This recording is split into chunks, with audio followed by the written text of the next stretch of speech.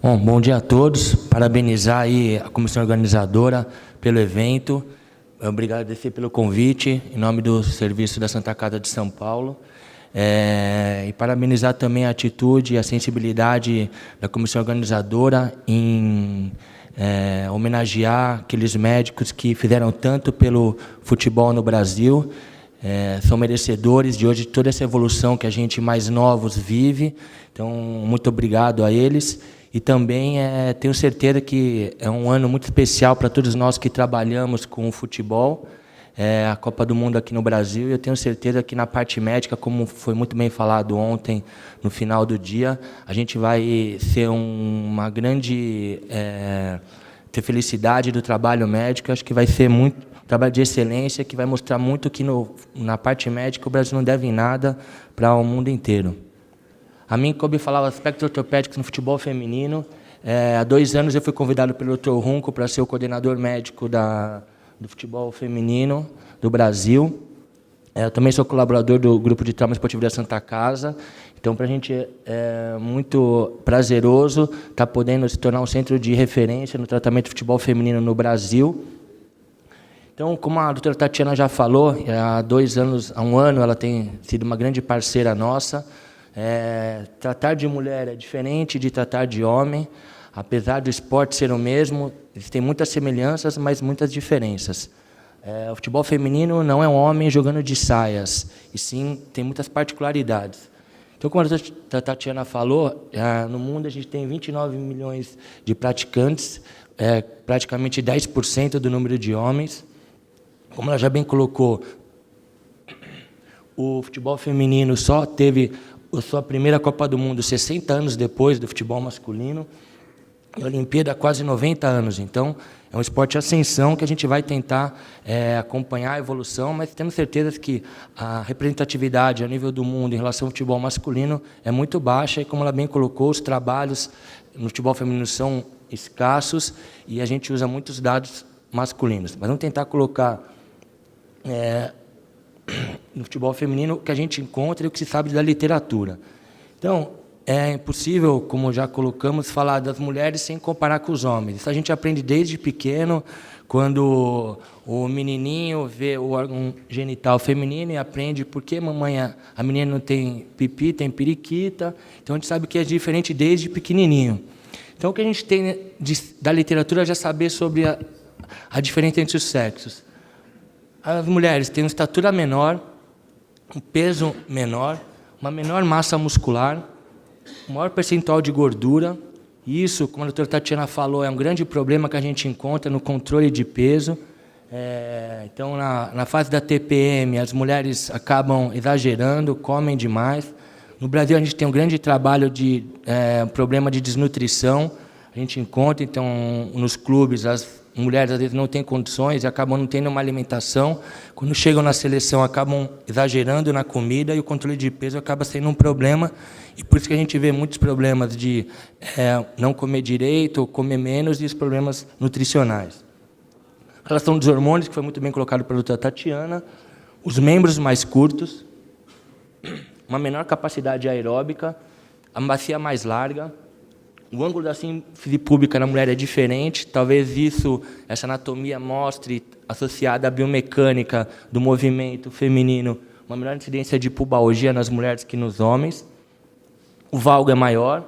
O tempo de ativação muscular e a maior frouxidão ligamentar, que é uma coisa tenta se provar na literatura, pode ser uma explicação pelo maior número de incidência de lesão do cruzado anterior nas mulheres. Então, vamos colocar alguns trabalhos para tentar explicar a biomecânica, a diferença entre as mulheres e os homens. Esse trabalho mostra que a mulher tem o maior tempo para detectar o movimento articular com o joelho em extensão, uma capacidade superior no apoio monopodal, área de pico maior eletromiográficos lateral dos tibiais na triagem do salto, e o maior valor de frouxidão ligamentar, levando a menor propriocepção e ao maior risco de lesão. Esse foi um dos primeiros trabalhos em relação à biomecânica, tentando mostrar o porquê as mulheres têm um maior risco de lesão para o cruzado anterior. Nesse outro trabalho, o primeiro trabalho mostrando relação ao gastrocnêmio, ativação do gastrocnêmio, não houve diferença entre os gastrocnêmios nas mulheres e apresentando elas uma maior atividade dos isquiotibiais na marcha, tentando mostrar esse trabalho, talvez, uma adaptação natural, uma maior frouxidão ligamentar das mulheres em relação à instabilidade articular pela maior frouxidão.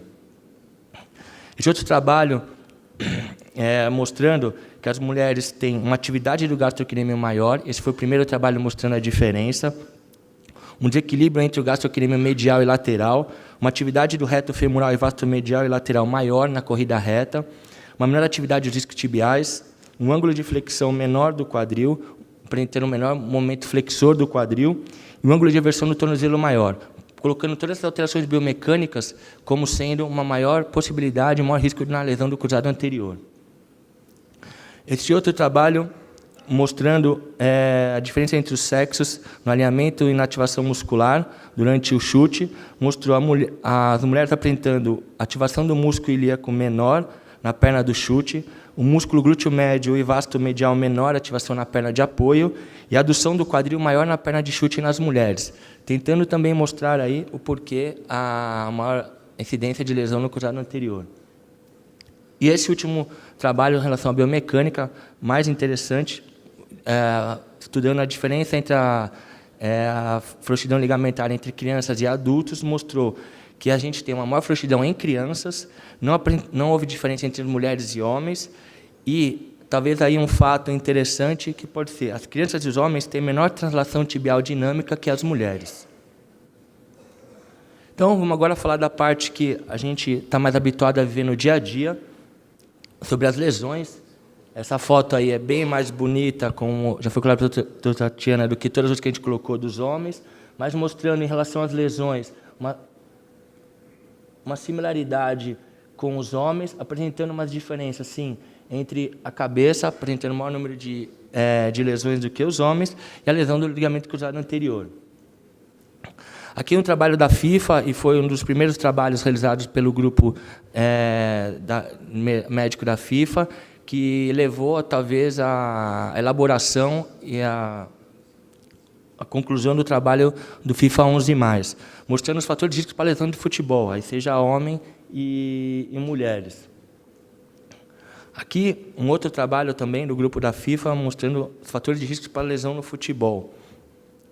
No que um trabalho mais recente, mostrando que aí um dado interessante que talvez precisa ser melhor estudado e que mostra aí um dado que não, para a gente, um pouco não muito significativo, mas sim aqui mostrando esses dois dados, um menor ângulo de valgo do joelho na aterrissagem nas mulheres, podendo levar a uma nova lesão do tornozelo, uma lesão prévia no joelho, uma nova lesão no tornozelo e no pé. Um outro trabalho mostrando lesões no futebol feminino, mostrando que as mulheres mais altas têm maior risco de lesão, mais fortes e maior número de jogos têm, provavelmente, maior risco de lesão sem contato. Quem teve a lesão do LCA tem maior chance de ter uma outra, assim como a literatura a gente já bem sabe. Maior risco de lesões entre zagueiras e atacantes. As goleiras, como o Dr. Beno colocou bem, o risco de lesão é maior sem contato, e a maioria tem lesões no membro dominante.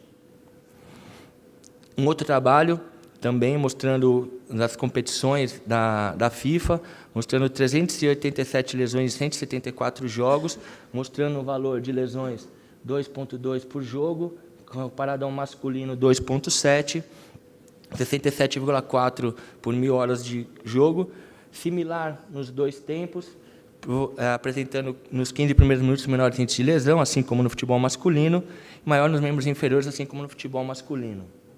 Entorse de tornozelo, a mais frequente. Aqui mostrando a concussão sendo mais frequente, uma diferença entre os homens e as mulheres. As mulheres apresentam 55% no contato com a bola, e os homens 65% a 75%, e 45% no contato. As mulheres, a falta apenas em 30% dos casos, comparado aos homens, 50% dos casos. Em outro trabalho da Liga Alemã, que também é uma liga importante feminina, 254 jogadoras, 256 lesões. Aqui o joelho e o tornozelo os mais importantes, a cabeça aqui sendo um sítio de lesão também importante. Assim como o Dr. Jogabi colocou, início de temporada, o maior índice de lesões. O dobro no final da partida, também a gente acaba encontrando, às vezes, maior incidência no futebol masculino, no final do primeiro tempo e segundo tempo, e 29% foram severas, principalmente lesão do tornozelo e joelho.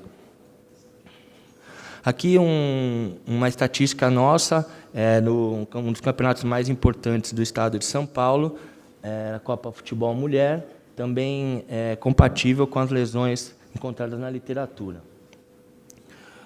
Esse outro trabalho aqui interessante em relação ao tipo de contato realizado entre as mulheres, a diferença com os homens. Em 236 lesões, 230 foram por contato, nos homens 293. As mulheres, o contato é principalmente feito de lado, diferente dos homens, que a maioria é de frente.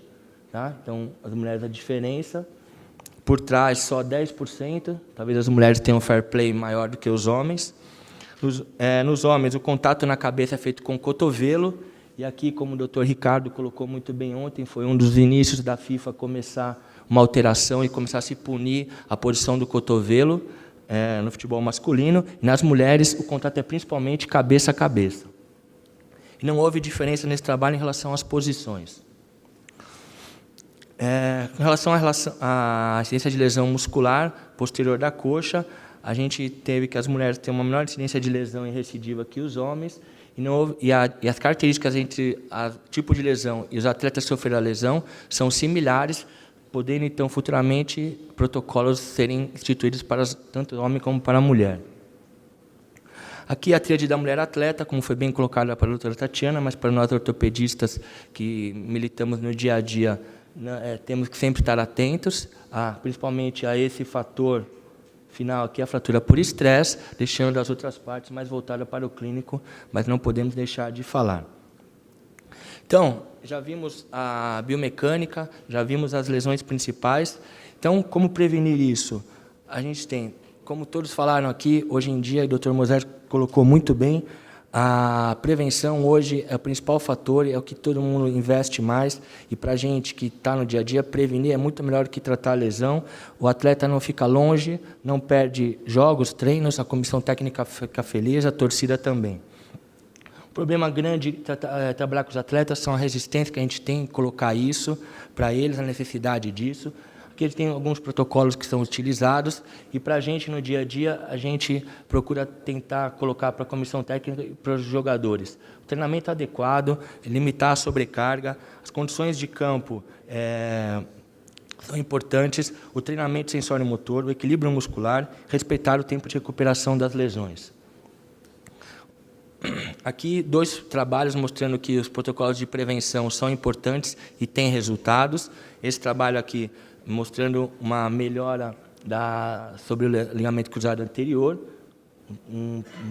durante um programa de 2 a 3 vezes por semana, treinamento sensório-motor, diminuiu o risco de lesão do ligamento cruzado anterior, principalmente em quem já possuía uma lesão anterior. Esse outro trabalho, 3 anos de programa, um programa de treinamento de propriocepção, pode diminuir as lesões de disco tibial, tendinite patelar e de Aquiles. A nossa experiência do nosso grupo com o trabalho com a lesão feminina.